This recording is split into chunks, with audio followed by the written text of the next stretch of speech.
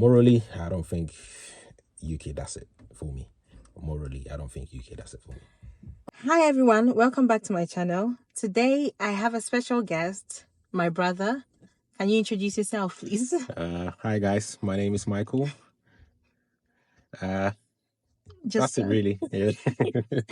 okay. So my brother has had an incredible journey ever since we moved to the UK, and he is currently a computer science student, and he's had some valuable insights that he's willing to share to especially the young ones that have moved to the UK from Ghana recently, or to the ones that are still here and trying to figure out what to do education wise or career wise.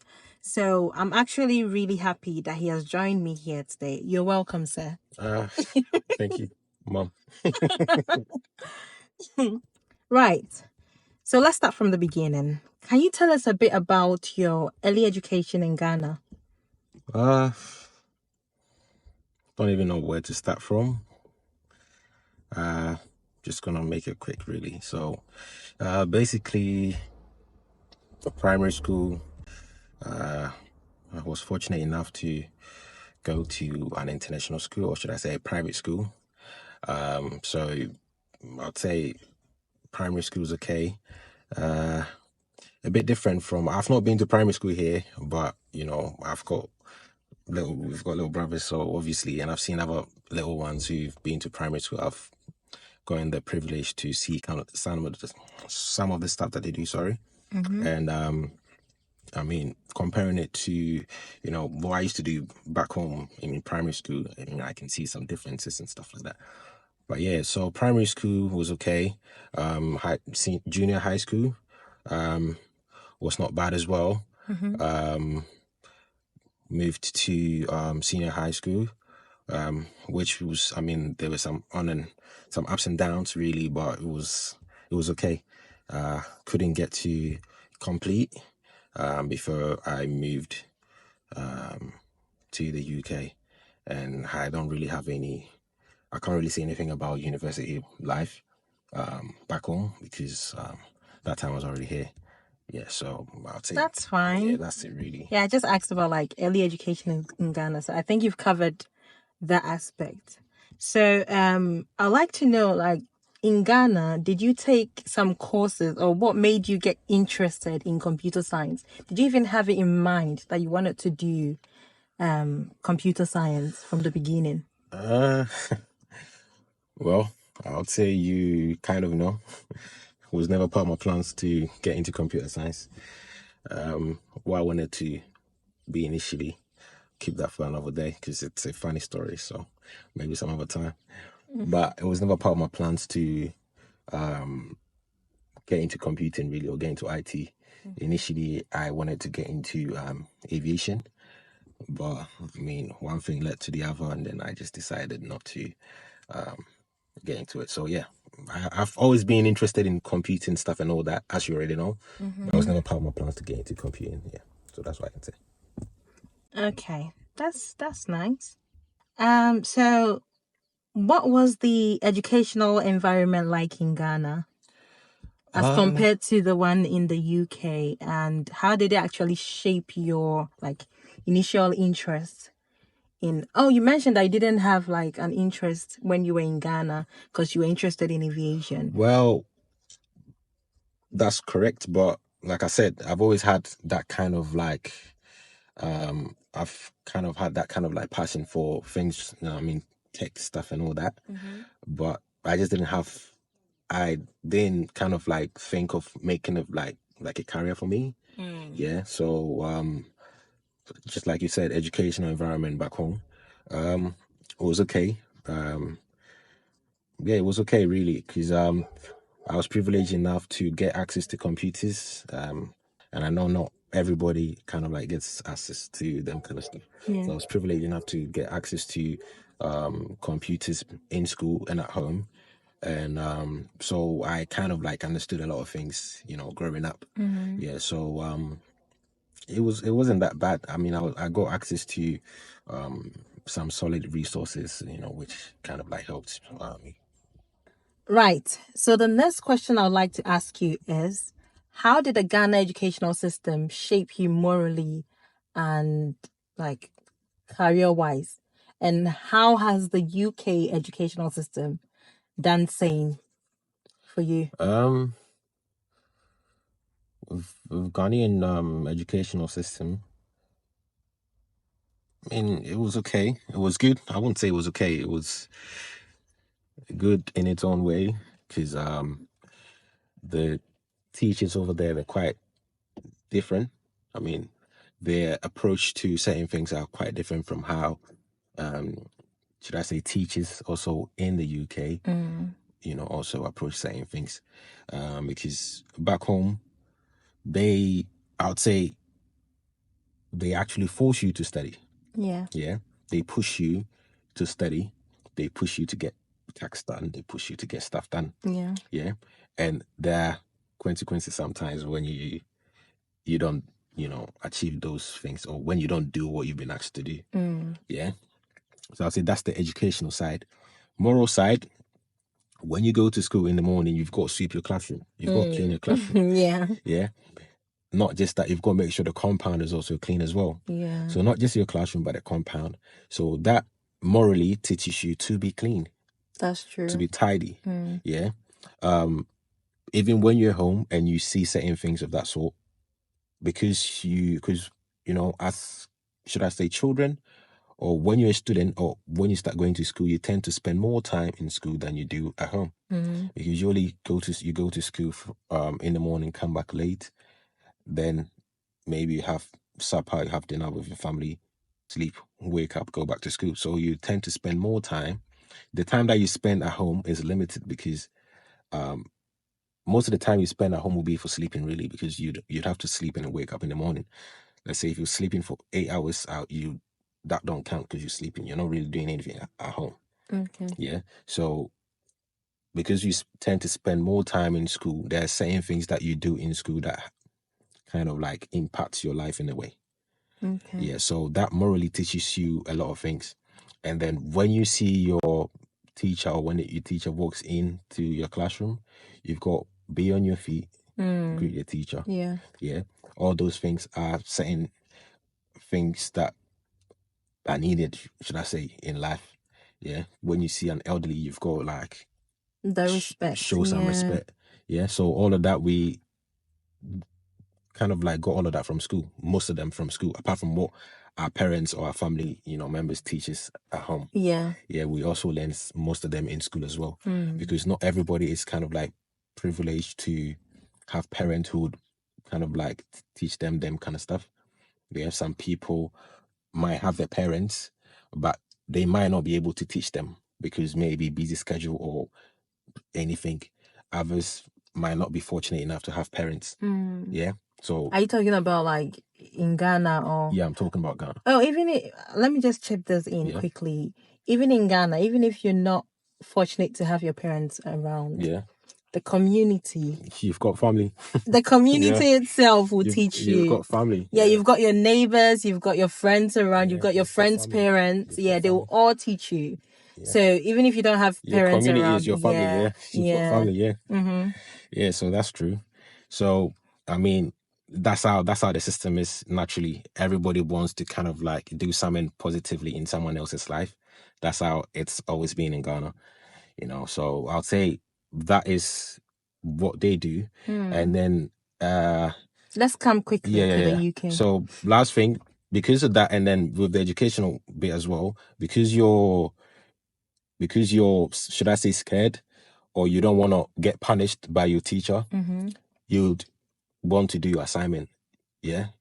You'd want to get good grades, good marks, because there are certain times that they'll be like, oh, if you get below, let's say 80% in the test, this is what you're gonna do, or you're gonna sweep the class for the rest of the month or for the rest of the week or something, or you're gonna get punished. It doesn't matter any form of punishment, it's any punishment. Yeah. So that pushes you to study hard to avoid them punishment and all that. But most of the time people think about the punishment, but then they don't know they're also kind of like improving on themselves, educational wise and moral wise as well. So, yeah. So that's the Ghana bit. Here, in the UK, is a bit different. Tutors don't.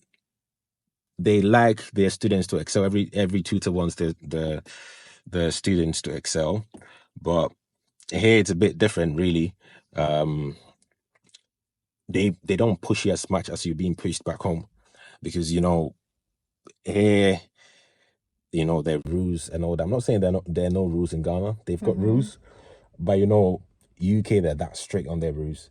Yeah, back home, a teacher can actually beat you. Yeah, you go home, report to your parents. They will come back to school with you, and then be like, my son or daughter said you beat him or her, and then the teacher will then explain what happened. Then the parent will take the cane from the teacher and beat the child in front of in front of this. So that's how the thing is. But here it's different. Yeah, so it has made it. It can make you reluctant in a way, because if I don't do it, nothing's gonna happen to me. I might as well just relax. I might as well just chill. Yeah, so I'd say, that's mainly the difference. And then here it's more of you're being introduced to the thing, study on your own. It's more of like independent learning. They introduce you to it, and I don't know if you can relate to what I'm saying. Yeah. They introduce you to it, and then they let you do your own thing.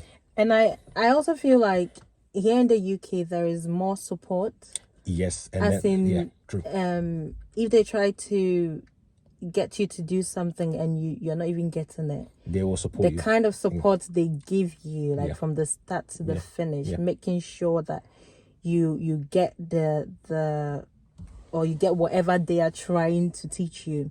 But in Ghana, it's more like you do it yourself, basically. Yeah.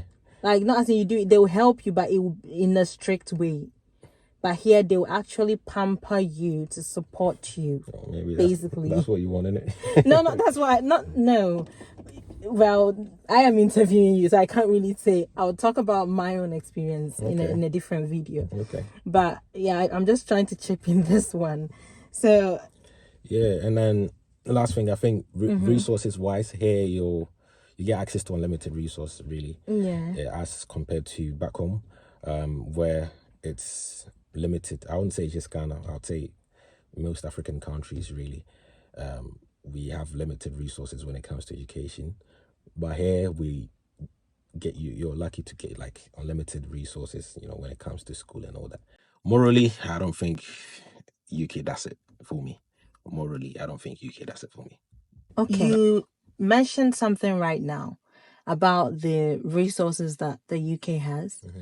So are you trying to say it also in a way influenced your decision to go into computer science? Because I am sure if you were to be in Ghana still, you wouldn't go for computer science. I don't know, but that's what I think. Because maybe it could be when you got here and you saw the kind of resources they had, and you also know the kind of background you have in IT. You were like, this is actually a good opportunity for me to build upon whatever I know in IT, so I can go for it. As compared to in Ghana, even if you want to do IT, I don't know how Ghana has developed now, but maybe they have things in place. I don't really know. But did the as you mentioned, the resources or the resources that the UK has, did they influence your decision to go into IT in any way? I'd say yes, in a way, because just like you said, if I was to be in Ghana right now, I don't think I would know what I'll be doing right now. Maybe I'll be doing a different course. I don't know. Yeah. There are resources in Ghana. There are resources in some schools. Don't get me wrong. There are resources in some schools. Some schools actually have unlimited resources in Ghana. Yes. Yeah. But I think you have to pay for them. Obviously. Yeah. Because then private schools, they've got unlimited resources. Just like you said, you don't know how developed Ghana is now. Yeah. But I can say, because I do see some on social media and all that, and I've been to Ghana not long ago as well. So I've seen them kind of stuff as well. So they do have the resources. But during my time, I had resources, but they were limited. I was fortunate enough to have a computer lab, but we were not getting internet access all the time because obviously you've got to pay for it. Yeah. So when there's no money to pay for the internet, you only go, they teach you maybe speaking, how to type. And when there's nothing to do, you play games. That's all. Yeah. But apart from that, books and all that, we had library and all that. Yeah. Yeah. So I would say we had limited resource, but what makes it unlimited in the UK is the fact that you do get access to, should I say, unlimited internet connection. Yeah. So that gets you to explore in a way, because I had that kind of like interest in computer stuff and all that back home, but I got interested in it more when I moved in the UK because I had access to computers, and there were times where I had nothing to do, and I just started, browsing, or should I say, I started surfing on the internet, trying to get to know more about computers and all that. And that was when I, got more interested in, computing, and then I researched about, careers and all that. And as you already know, that wasn't even my plan when I moved into the UK. I wanted to get into healthcare. Yeah. And it all changed. So Yeah. I believe you didn't finish your education in Ghana. Your education as in your senior secondary school, senior high school. Yeah. You didn't finish it in Ghana, but I know you did Novdek. Is that how do you say Novdek? Yeah. I think Novdek is the November, December. What?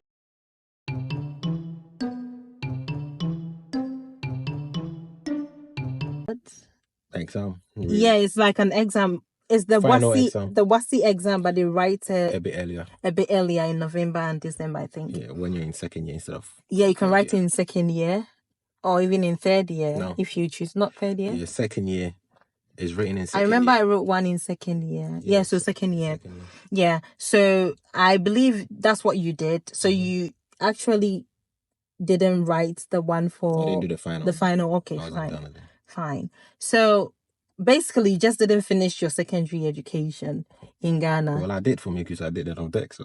No, you didn't finish. You did that of that when you were in second year. You were in which third is final year. exam for high school. So Fine. just did it earlier. So yeah, you did it earlier. So when you got to the UK, how did you start over, or how did you navigate your way around things? What did you do to get you to where you are right now? Well, with that Novdek, or if you had any other qualifications you can add. Yeah, I had the BEC, but it was nothing really. And so the BEC is the for the sake that's of the for the people junior that know. high school. So it's a basic Basic education certificate examination. Okay. Yeah. So that's for just junior high school. Yeah. So the senior high, the Novdek is kind of like GCSEs in a way, because it's equivalent to GCSEs. Okay. So it's like GCSEs here. Yeah. So when I got in initially, when I started college, I didn't know I could use the Novdek. Okay. Yeah. Or should I say WASI? It's all the same. I didn't know I could use it. So I started off, like I said, when I came in, I wanted to get into healthcare. So I got into health and social care. Okay. Yeah. In college. In college. And I had to do English and maths as part of the course. And I really didn't like where they put me, because they didn't assess me. I didn't do no assessment. They just put me in a class. They just put me in functional skills. Okay. And it was like way below what I already knew. Okay. So there were times where when I finished because we all had the same classroom, but we're like put in different groups. So when I finished, when I finished my exam or my test, they gave me like a higher one to do that don't contribute to my final marks, and they were just giving it to me to buy time. So later on, I researched, and then I got to know that the NOVDEC was equivalent to GCSEs. So I then went to the school, and then I went to the admissions office, and I asked them about it, and then they said if I have the equivalent, then I don't have to do it. All I need to do is to bring it in to show them. And how long were you into the course when you did this? I'd done, I think, 2 years or something. Oh, Yeah. Oh no, I'd done a year. a year. Yeah, I'd done a year. Yeah, I'd done a year. So that was when I was moving from health and social care to get into computing. So I started off, I started computing. So I started a new course without doing English and maths. So you did the computing in college as well? Yeah. Okay. Yeah, so I did computing in college, and that was when they wanted to book me in maths, English and maths again. Okay. Yeah, so that was when I gave them the certificate, and then they confirmed that it was good, it was accurate. They actually checked online and everything to make sure that it was just people do, get certificates from elsewhere and stuff. Yeah, like that. people do stuff to get to try to get to where they want to go. So they had to check if it was legit, and then they checked and everything was all right, and then they gave me this letter to keep that to show that I've got like a GCSE equivalent, and that's what I've been using since. Okay. Yeah. So that was how I kind of like did it. Okay. Yeah. And was the transition smooth, or did you face any challenges? Transition from healthcare to computing? Because there are two different things, two different It was worlds. okay, really. It's not any biggie, because before I got into it, I was doing online. I was learning stuff about it online. I had already started learning how to build websites. I had already started learning how to create software and stuff like that. So I had, fair knowledge about the whole thing before getting into it. Okay. So it wasn't bad. No. Okay. So what are the specific areas that you are really interested in, or what are you majoring in computer science? Software, really. Software development, if I should put it that way, because we've got the hardware bit, and then we've got the software bit.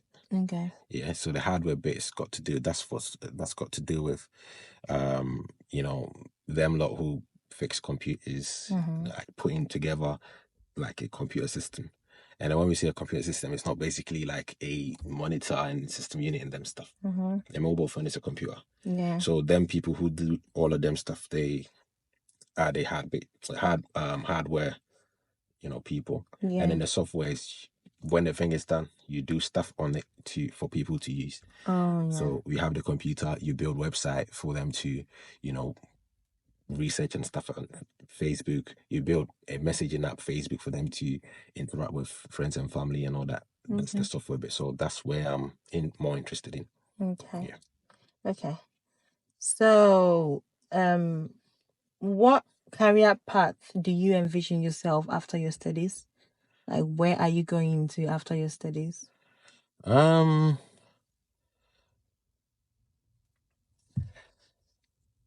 would say cybersecurity, really. Yeah, cybersecurity. That's where I wanna. So what is it? What is cybersecurity? People would like to know. So it's basically computer security, if I should put it that way. Okay. Yeah. So it's basically you making sure, you're safe. Should I say on the internet? Or you're safe on your computer, not just your internet. You're safe on your computer. So in order to prevent bad people from getting into your computer to do bad stuff to you, basically. So that's what cybersecurity is all about. So me getting into it is, yeah. I think people would not take this to be a big deal. What do you mean? Like, for cybersecurity, preventing people from actually getting into your computer, because obviously our computers have a lot of confidential stuff on there. But I don't think it's everybody that would take this seriously. Is it done for like a specific group of people, or it can be done for everyone? I don't know if you get what I mean. I get you, but I would say it depends. So Really, it can be done like it can for be done. companies, It for can anybody at all. It can be done for anybody at all, really, because you need to stay protected. Just as because right now tech is taking over. Yeah, I'm sure you don't keep your money under your bed. No, obviously. You've got it in your bank account. Yeah. And the bank account, you don't go to the bank. You have everything on your phone.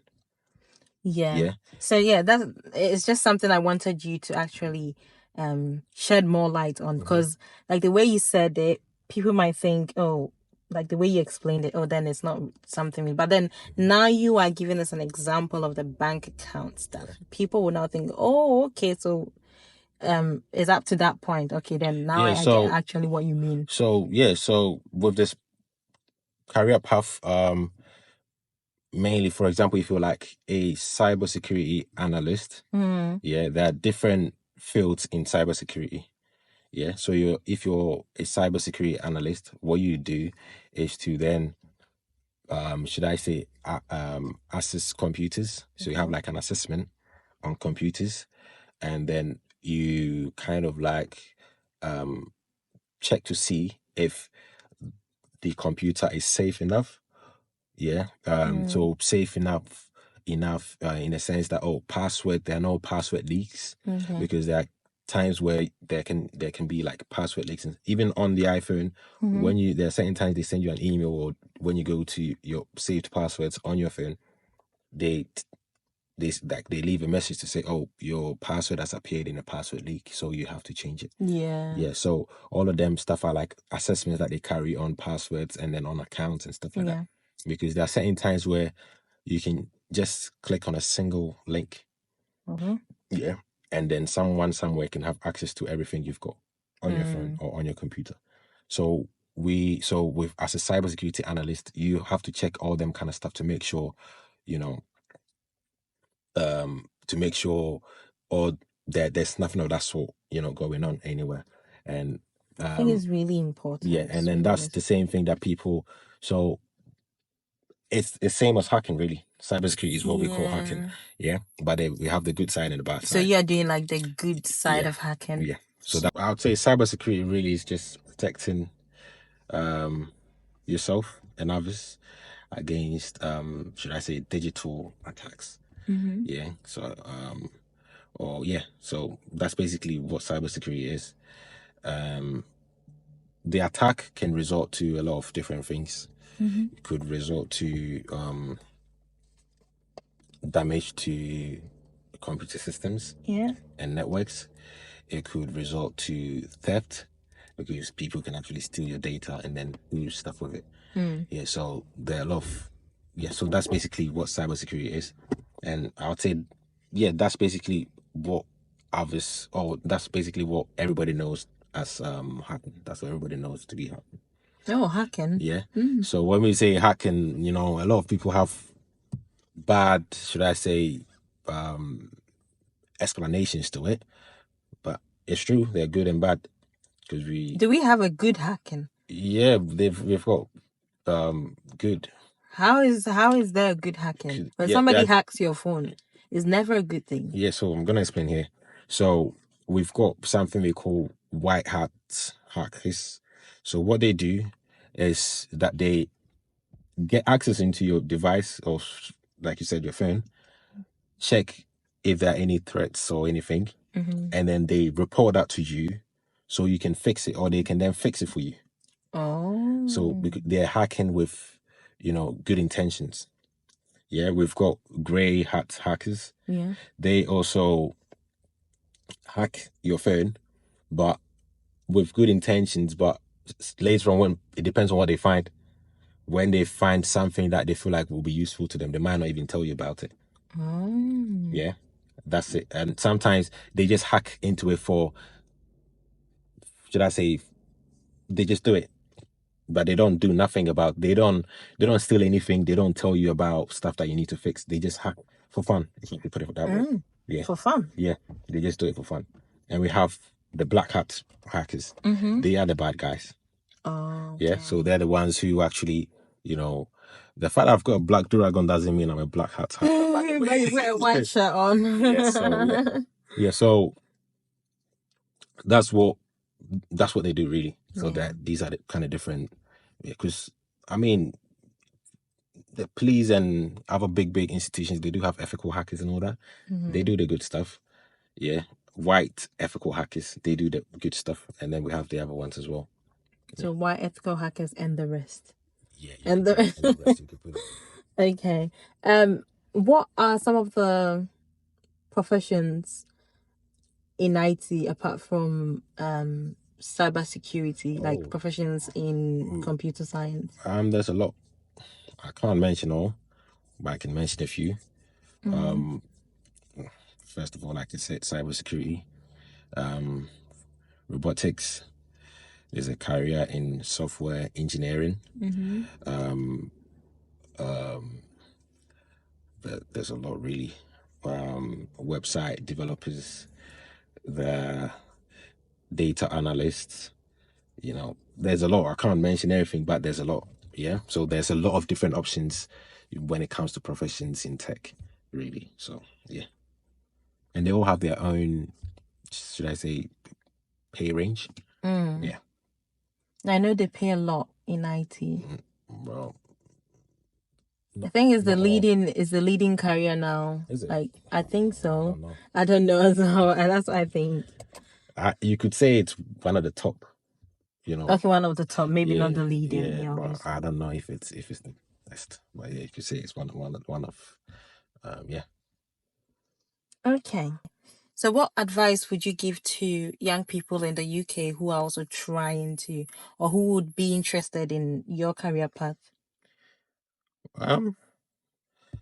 It's not hard, if I should put it that way. You sure? Please tell them exactly how it is so that they know what exactly they're going in for. I'm getting it. Okay. It's not hard as long as you keep practicing.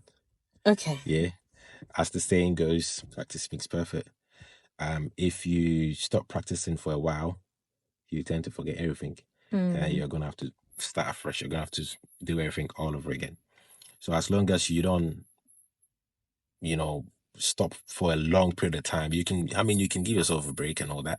But as long as you don't go away for too long, you're okay. Yeah. And then the more you practice, the more you get interested in it. That's how it is. Because you're then being able to solve certain problems. You're then able to do certain things and stuff like that. Because I remember the first time I was able to build a robot. Yeah. And it wasn't not a robot as in like a robot, like a physical robot, but it's on the computer. Oh yeah. First time I was able to do it by myself, I was happy. I was proud of myself because it wasn't that easy at first, but I was able to do it. Yeah. First time I was able to build my own game, it was good. So as long as you keep practicing, you're okay. You're good. Yeah. First time I built my first website, I was happy. Yeah. And now I can build websites, different kind of websites for different kind of people, depending on what you want. Nice. You understand? So as long as you keep practicing, you'd want to learn more stuff about it because you get more interested in it. Yeah. So yeah. Okay, so that's the advice he gave. As long as you keep practicing, it wouldn't be so difficult. And also, I believe if you actually believe in yourself and believe that you can do it, you can actually do it. Yeah. Yeah. And then there's one thing that came in mind. How long are you doing for uni? 3 years. 3 years. So 3 years for computer science. Yeah, 3 years. Is there any it depends on the course really, but generally it's 3 years. Yeah.